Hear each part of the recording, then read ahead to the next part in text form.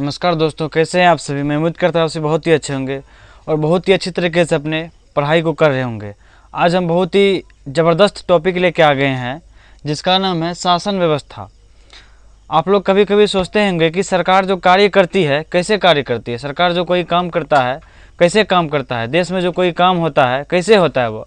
तो इसको समझने के लिए सरकार जो कोई कार्य चलाता है, कोई नियम चलाता है, तो कैसे होता है, तो इसको समझने के लिए हमको शासन व्यवस्था पहले समझना होगा कि शासन व्यवस्था क्या है। ठीक है, तो शासन व्यवस्था समझने के लिए इसको एक लाइन में समझिए कि देश को चलाने के लिए जो शासन या नियम या नियम बनाया जाता है। ठीक है, देश को चलाने के लिए, देश जो चलाया जाता है उसके लिए जो शासन है, उसके लिए जो नियम बनाया जाता है उसको हम शासन व्यवस्था कहते हैं। ठीक है, यानी शासन व्यवस्था देश में कोई भी नियम क्यों ना हो, कोई व्यवस्था क्यों ना हो, तो देश के चलाने के लिए उसे बनाया जाता है, तो इसी को हम शासन व्यवस्था कहते हैं। जैसे संविधान है, संविधान जो बनाया गया है उसके अनुसार ही हम कोई कार्य करते हैं, उसके विरुद्ध कोई कार्य नहीं कर सकते हैं, क्योंकि वह नियम है, उसे सरकार बनाया है तो देश के लिए वो कार्य करता है। तो नियम, इसीलिए हम बोल सकते हैं कि देश को चलाने के लिए जो नियम व्यवस्था बनाई गई है या बनाया गया है उसी को हम शासन व्यवस्था कहते हैं। तो शासन व्यवस्था अनेक प्रकार से लागू किया जाता है,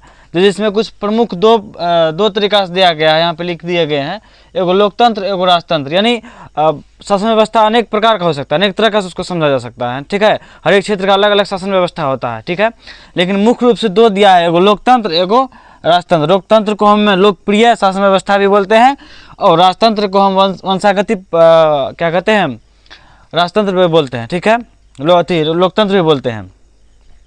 तो लोकतंत्र किसे कहते हैं, तो लोकतंत्र में मतलब जनता जो है खुद सरकार को चुनता है। यहाँ पर जनता जो है, जनता क्या करता है, जनता सरकार को खुद चुनता है कि किसको बनाना है और किसको नहीं बनाना है। ठीक है, मतलब लोकतंत्र में मतलब सरकार का चयन जनता खुद करता है। ठीक है, जनता सरकार को खुद चुनता है। ठीक है, तो इसमें जनता खुद सरकार को चुनता है किसको बनाना है नहीं बनाना है, उसी को लोकतंत्र शासन व्यवस्था कहते हैं। और इसे लोकप्रिय कहा जाता है क्योंकि लोग के लिए प्रिय है, क्योंकि लोग जो जनता चाहेगा वही होगा, इसीलिए इसको लोकप्रिय भी कहा जाता है। अब दूसरा है राजतंत्र यानी वंशागति।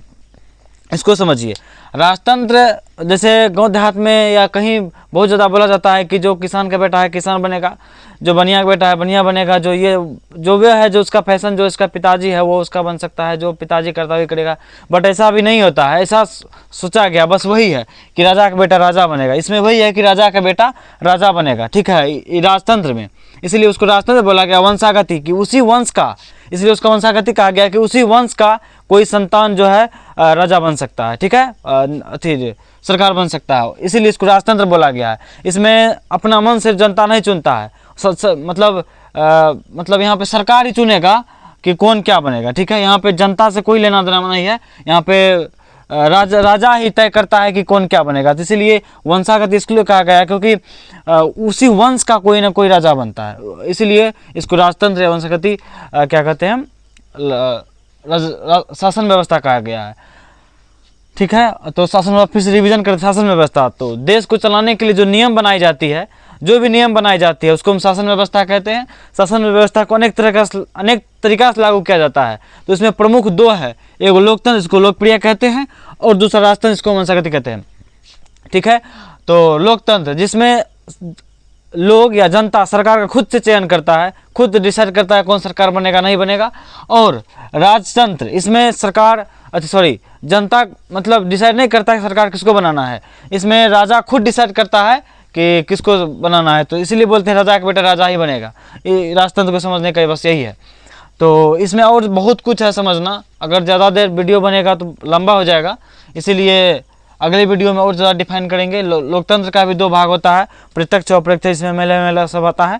उसके बाद CM क्या कहते हैं हम PM आता है। तो इस सबको समझने के लिए अगली वीडियो में, तब तक के लिए इस वीडियो को शेयर कर दीजिएगा और अपने दोस्तों के पास शेयर कर दीजिएगा और लाइक सब्सक्राइब करना भूलिए। तब तक के लिए जय हिंद जय भारत।